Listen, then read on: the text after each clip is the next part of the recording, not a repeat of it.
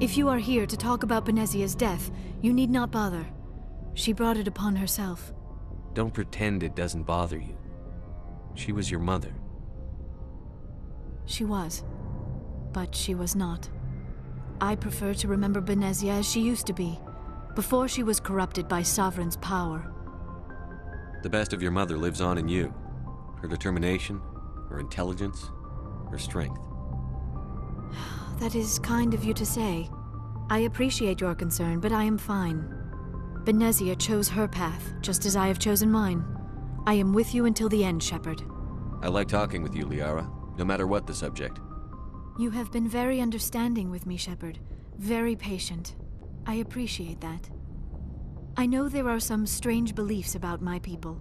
I am familiar with the legend of Asari promiscuity, but those rumors have little basis in fact. When one of my people joins with an individual from another species, it is a very deep and spiritual exchange. We do not enter lightly into a union. You make it sound almost mystical. A true union goes far beyond an ordinary melding. It is a connection that transcends the physical universe. Two become one. Thoughts and senses merge, identities intertwine. Memories and emotions weave themselves together, becoming entangled in a single, rapturous whole. It is unlike any other experience. In some cases, it can be a truly life-changing event. It sounds amazing. Are you saying... No! Oh, no! I am not very good at this, am I? I'm sorry, Shepard. I am trying to explain why I have been so... reserved. The Union is more than just sex. It is the lifeblood of my species, the way we Asari evolve and grow as a society. That is why I have never... that is why we must choose our partners with great care. I want you to be absolutely sure about this, Liara. I am only 106, barely an adult by Asari standards, and I spend most of my time absorbed in my research. I never really thought about it. Not until I met you. You are very special to me, Shepard. But with all that's happened, Saren, the Geth, the Reapers, I do not know if we are ready for this. These are dark times, Liara. Maybe once all this is over... I'm glad you understand, Shepard. There is too much at stake. We need to put aside our personal feelings and focus on stopping Saren. I wish it did not have to be that way. But we all have to make sacrifices. Let's talk about something else. I should go. Goodbye, Shepard.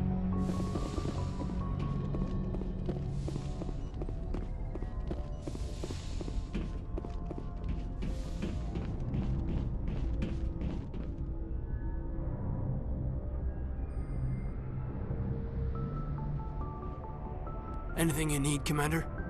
What's your opinion on the last mission? Killing Saren's, what was Benezia anyway? Second in command? Advisor? Anyway, it should set him back a bit. I'm sure Dr. Tassoni's hurting, though. Poor kid. Having to kill her own mom. Any opinion on the Rachni? Off the record? If we had the option, I'd as soon have left it to the Council. We weren't out here during the Rachni War. I'm not sure we have any business getting involved. Just trying to get a sense of where the crew's at. Thoughts? I didn't figure you'd have time to talk with all that's going on. There's gotta be some xenobiologists who want to read about the Thorian. The paperwork will keep. Something on your mind? I'm just looking for an ear. That a briefing wasn't the right place to say how ridiculous this is. Seems like every other race in the galaxy is wrapped up in their own problems. They don't want to see what's coming. Wanting to believe everything will be fine? Sounds like human nature to me. Yeah, I guess some things carry across species well enough. I should remember that after what happened with Vernus. I think you'd carry a grudge over the crap you took from Vernus. Before I met Vernus, I knew as much as any other civilian. Aliens were weird, superior, and tried to tell us what to do. I mean, it's only been 26 years since first contact. That's not a lot of time to understand them. But it was Vernus who made me see how human aliens are. They're not different or special. They're jerks and saints, just like us. Hell, by the time I got payback, I didn't even want it anymore. I don't see you snapping very easily. What finally did it? He hurt a girl, broke her arm. She reached for a glass of water instead of pulling it biotically. She just wanted a drink without getting a nosebleed, you know? Like an idiot, I stood up. Didn't know what I was gonna do, just something. And Vernus lost it. Beat the crap out of me. Kept shouting how they should have bombed us back to the Stone Age. And that's when the knife came up. A military-issue talon, right in my face. I cut loose. Full biotic kick right in the teeth. Almost as strong as I can manage now. But at 17, that's something. Tapping that deep must have shocked the hell out of you. Not as much as it shocked Vernus.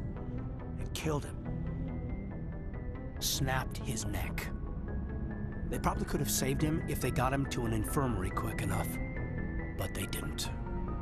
Caused a stir when they shipped him home. Bot training was shut down. Kinetics folded a couple of years later. So, yeah, maybe I hated that Turian. I mean, if one ass was enough to judge a whole race, I'd hate humans too. A reasonable stance. Keep that level head and we'll do fine. Staying reasonable is about all we've got left. Everyone else in this galaxy seems to have gone out of their minds. Present company accepted, of course.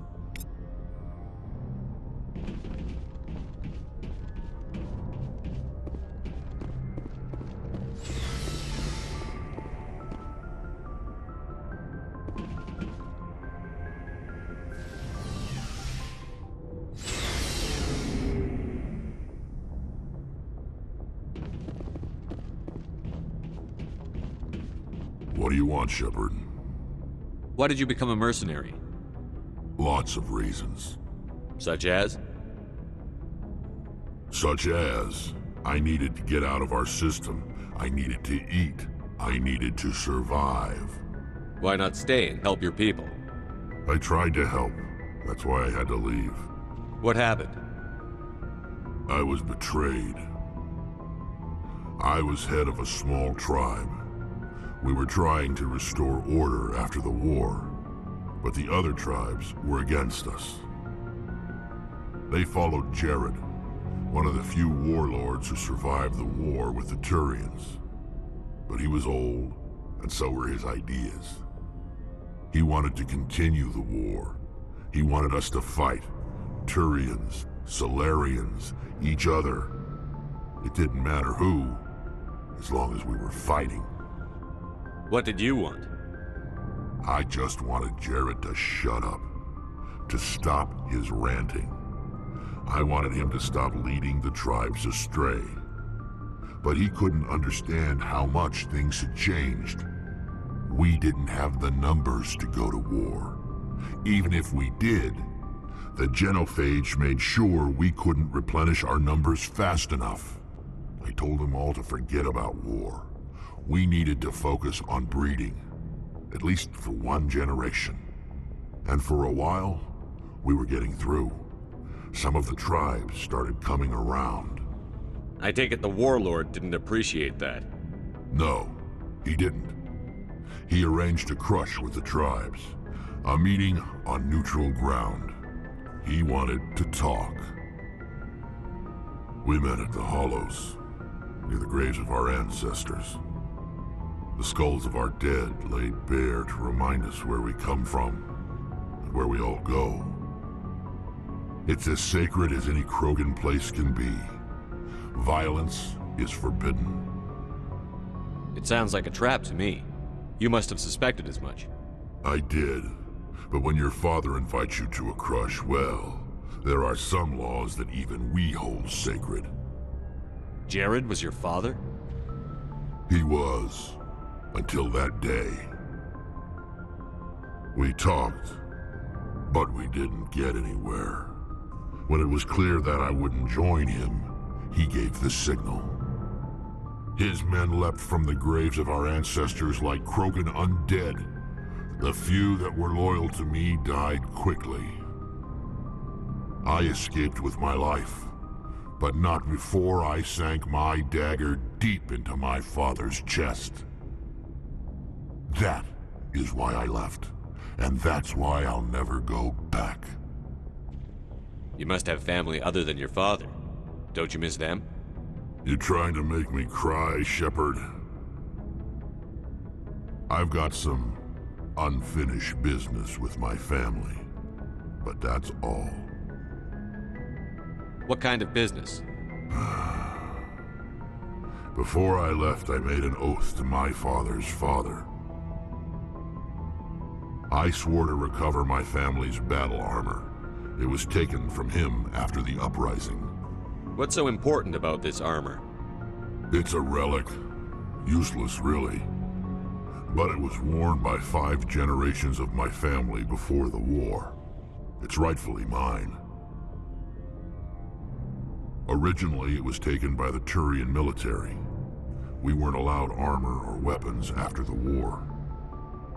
Now, it's in the hands of Ton Actus, a Turian scum who collects relics from the war. He's made millions selling Krogan artifacts that were stolen from my people. He's got several bases where he stores his goods, all fortified and guarded. I just don't know which base has my family's armor. Just tell me where to start looking. I'll upload the data to your nav system. But Commander, I want to be there when you find him. So long, Rex. Shepard. Commander? What's your opinion on the last mission? You mean the Rachni, right? They were dangerous, Skipper. They proved that 2,000 years ago. I think it was a mistake to let them go. But that wasn't my call to make. It was yours. You know, you really should talk to T'Soni about her mom. She has to be hurting. Just saying, Skipper. Do you have a few minutes to talk one-on-one? Sure, if you have time. Figured you'd be busy with tactical briefings and whatnot. Don't know what I think about us attacking today, of all days. Kind of an ill omen. You mean on the anniversary of the First Contact War? The end of it, yeah. My family always marks it. I'm the only Williams here. I guess you'd be the only other one interested in it. Seems like an odd thing to celebrate. That was 26 years ago. In our family, it's not really a celebration, more like an obligation. Don't tell me you don't know about my family. My commanders always find out. It's not in my files or something? There's almost nothing in your files. Technical scores and a list of crap assignments. There's a reason for the crap assignments. I'm General Williams' granddaughter, the commander of the Shanxi garrison in the war. The only human ever to surrender to an alien race. I see. That's why you drive yourself so hard. A Williams has to be better than the best, if only to avoid suspicion. That's what my dad told me the night before he retired. Takes a special kind of thick-headed to march into a job where your family's blacklisted. I did it anyway. I'm not gonna let our name go down with Arnold and Quisling. Granddad deserved better than that. He refused to sacrifice his men just to save face for humanity. You planning to throw yourself on a sword to save face for him? Would it make a difference? He's gone now. Dad's gone too. And who would it impress? I'll never be good enough for the Alliance.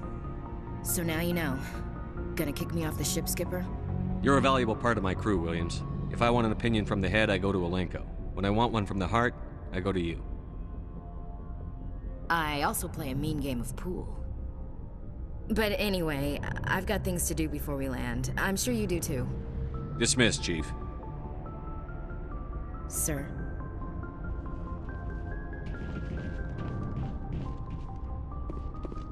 Commander, good to see you.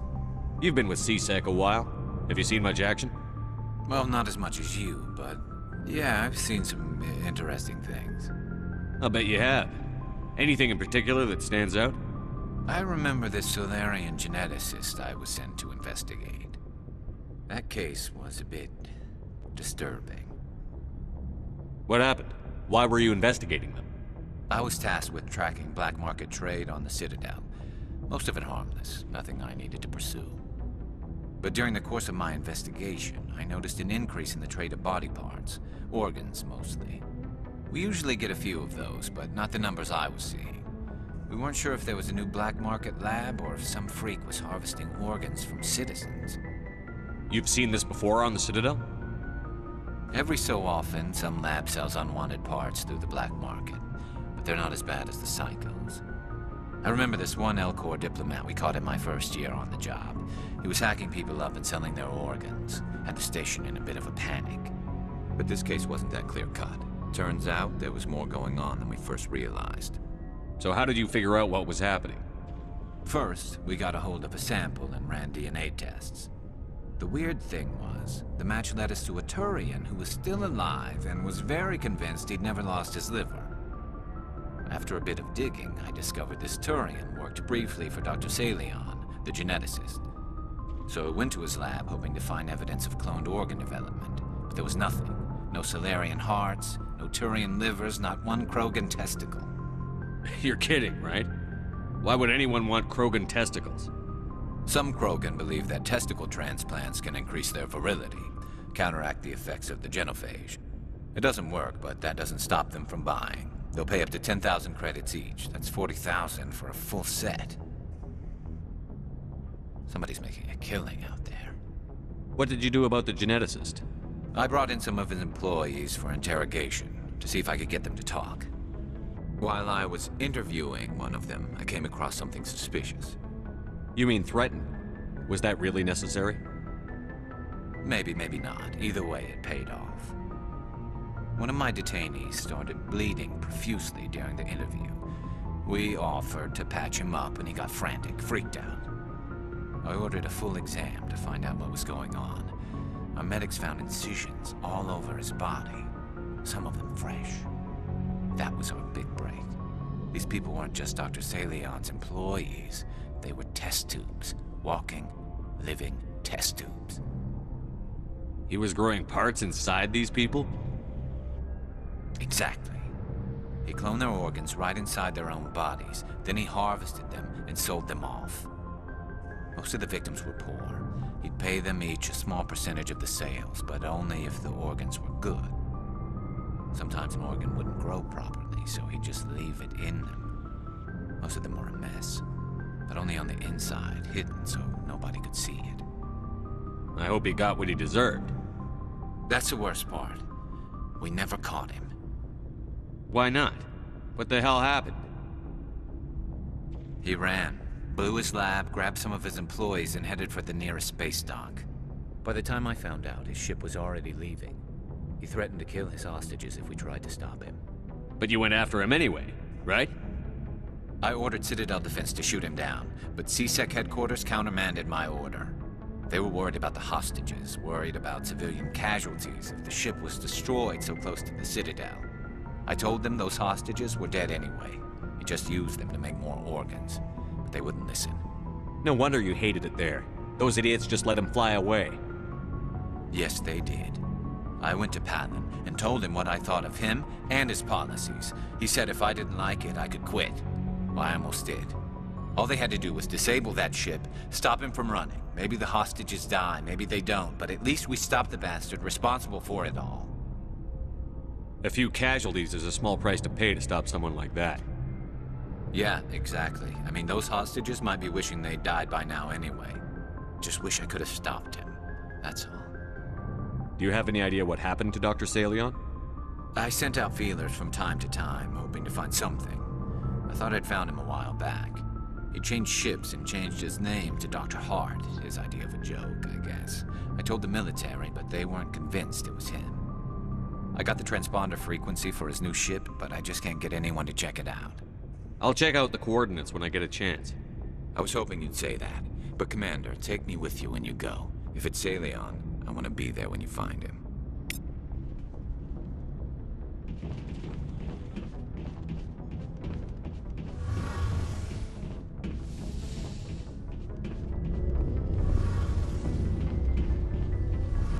Shepard, I'm glad you're here. Good to see you smiling again, so to speak. I'm sleeping much better now. I guess I'm getting used to how quiet your ship is. I still think a lot about my pilgrimage, though. I know Starin's our top priority, but with all the worlds we go to, I was hoping to find something to bring back to the flotilla. We've still got a long way to go. You'll find something to take back. Yes, but it cannot just be some derelict ship my people can use for salvage. It has to be more than that. There's a lot expected of me. What's so special about you? It's my father. He's the senior member of the Admiralty Board. He's one of only 5 people who can overrule the decisions of the Conclave for the good of the migrant fleet. My father is responsible for the lives of 17 million people. Our entire race is in his hands, and I'm his only child. So are you some kind of heir to the Quarian throne or something? No, it doesn't work that way. My father's position isn't hereditary. I'll probably never serve on the Admiralty Board myself. Officially, I'm just the same as any other citizen. But it doesn't work that way in practice. People have always treated me differently because of who my father is. You must get all kinds of special privileges. I probably had it easier than most growing up, but it's not all good. People like my father have enemies, and they're not above using me to get to him. It must be tough on you. My people place a high value on family and ancestry. There's an unspoken expectation that I'll live up to my father's example. Everyone's waiting for me to do something great on my pilgrimage, something that will forever change our lives for the better. If I don't, it's like I failed, and that reflects badly on both me and my father. The work you're doing here is more important than anything any Quarian has ever done before. Yes, I know. But you have to understand Quarian culture. We're a very insular society. The events beyond the flotilla don't much matter to the average citizen. Our greatest dream is that one day, we'll return to our homeworld and drive out the Geth. But even if we stop Saren, that's not going to happen. There's still millions of Geth behind the veil. Until they're gone, our exile will continue. What would you need to bring back to make everyone happy? Something that would help us better understand the Geth. They've changed significantly since the exile. They've continued to evolve. We've done our best to study them, but it's not easy. They're very reclusive. Until recently, they never went beyond the borders of the Veil. And all the Geth we run into now are under Saren's control. We'd need to find Geth operating on their own, independently. But I don't want this to get in the way of our mission, Shepard. First, we stop Saren. Then I'll worry about my own problems. I should go. See you later.